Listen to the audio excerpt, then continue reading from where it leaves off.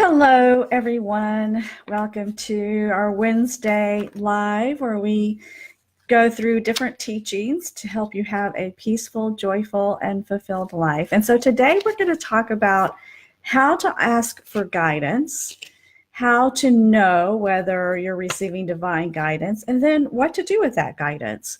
So I hope you find this helpful. I always think that we teach what we want to learn, and I want to learn this because these are things that I often forget myself. So if you'll just hold on a second, I did have a few notes just so because I want to make sure that we cover everything today and help you have the guidance that you want.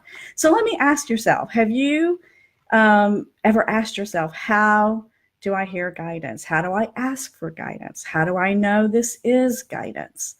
So hi, my name is Patricia Musey, and I'm an intuitive coach and hypnotherapist. And I really believe that the power is in our mind. And that's why I really went to hypnotherapy school in the first place. But so why is inner guidance? What does this have to do with hypnotherapy? But it's a kind of a meditation. It's a connection to your inner self. So what do you want to do? The first thing is you want to prepare. So the first thing I would ask you to do is always start with a prayer. And this prayer is that I am asking for guidance that is for the highest good of all concerned.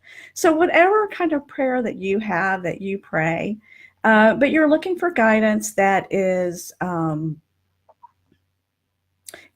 the highest good for everyone.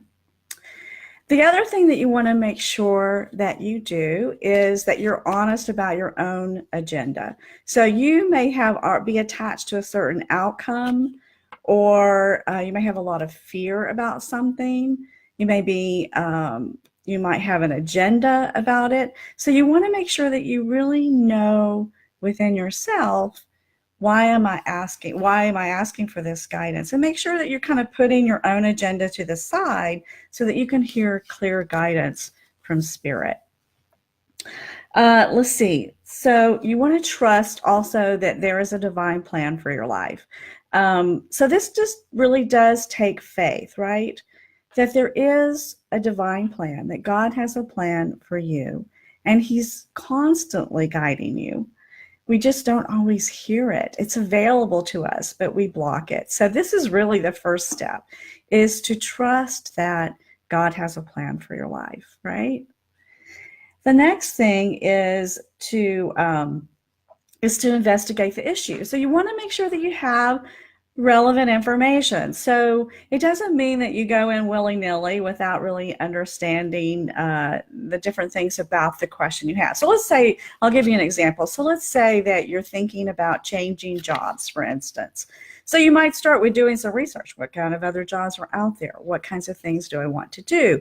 What do I have passion about? So you're going to do your own research because you use that information, and that way you get actually much more clear guidance when you sort of have already done a little bit of an investigation. The other thing you want to do is you want to make sure you ask open-ended questions. So open-ended questions are questions that are not yes or no. So the question, should I go to this concert, for instance? That's a yes or no question. What you want to be asking is more open-ended, because typically divine guidance is not real specific, right? It's usually pretty general, and you'll sort of get an essence of the guidance. So you want to leave those questions open. So here are a few examples. What do I need to know about this situation now? What is the next right action for me to take in this situation? What do I need to learn about this issue? Or where am I heading regarding this situation? So those are the kinds of questions that are much more open. So how do we heal? So I didn't get that out. So last week we talked about meditation. So this really segues right into it, because you need to have a mental stillness. You need to be attentive. So you have to have a listening, but you want to have your conscious mind quiet. So you want to do it really in the meditation that we talked about last week, when you're quieting your mind. that's really when you're going to hear the best guidance. So you want to try to keep your thinking silent.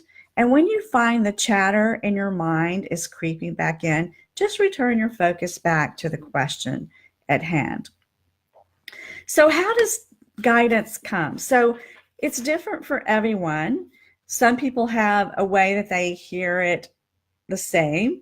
Some it's different depending on the question. So here are some of the ways. You may hear words in your mind. So you may hear the message, right? You may see pictures. It might be a static picture, or it might be like a movie playing in your mind. So you might be given sort of this image or this vision. And the third way is you may have just sort of this sensation, this feeling about it, like this gut feeling. You know that, right? When we feel it in our gut and we know, oh yeah, this feels right. So it might be a bodily sensation. So you want to pay attention to how that comes to you. Some people even believe that when you get chills, I actually do. When I get chills after saying something, I feel like that's kind of a confirmation that I'm on the right track. So now we've said our prayer, we've gotten quiet, we've formed our question. So it's an open-ended question. And now how do we follow the guidance? So if it's a really big issue that you're trying to decide upon, you want to take your time. You want to take little steps. So consider these questions to increase your confidence in the guidance. So how did it feel? You want it to feel right, right? You want it to ring true within yourself. So you want to have that sense of inner knowing about it. How different is it from what you were thinking? I feel like inner guidance is usually, well, no, not usually, but sometimes it's quite different from what I thought I should have done. So that's another. So is it an innovative approach to the question or the concern? And then also, like, how much wisdom and insight did you appear to have from the guidance? Or is it allowing you to see things from a broader perspective? Does it take everyone's interest into consideration? And the one thing I think I spoke to this just a second ago, you want to think about trusting the essence of the guidance. So I'm going to give you some examples. So last year, I made pretty much 3 major big decisions.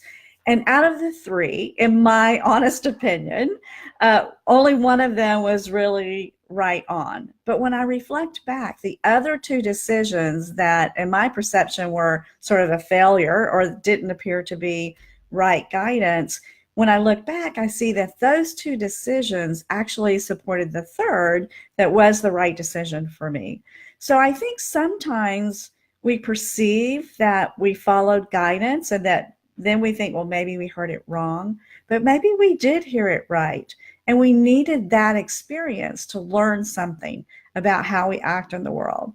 So, it really does come back to what I've talked about almost every week, is coming back to that inner conversation with yourself, because God is not really out there. This guidance is really not out there. It is in you. So when we talked last week about meditation and quieting the mind, that leads you now to being able to ask for guidance. The other thing you can do is the guidance is to determine whether the guidance is something you want to follow. Is it something that feels like it kind of puts you out on a limb, right? It's a big stretch. Now, sometimes God does ask us to stretch, but I really believe that we get only a few steps. And then we take those steps and then we get guidance for the next few steps. I don't believe we go from 0 to 60 as the movie goes. It's a very gradual step.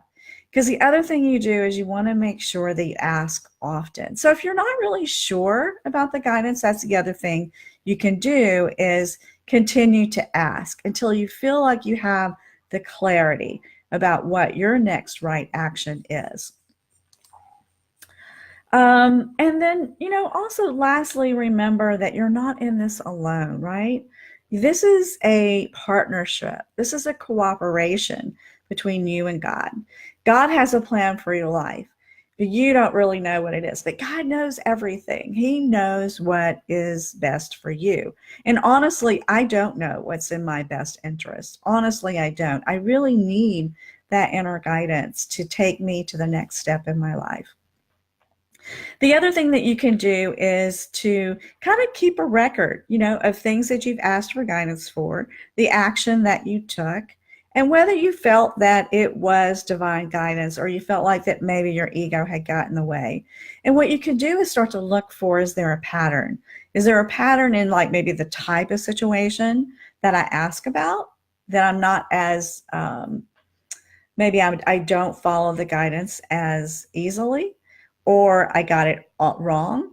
So you want to kind of keep track of how that guidance has worked for you and how those actions worked out for you in your life.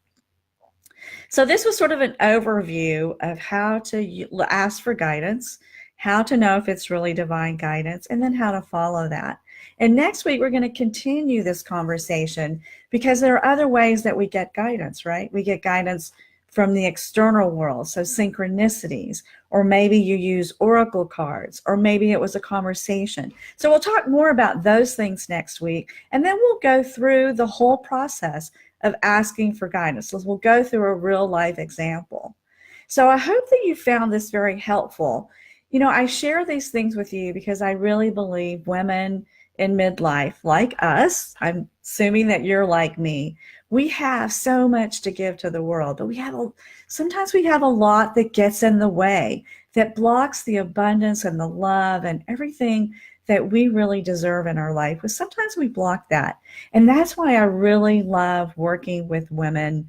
I work with them one-on-one in group programs.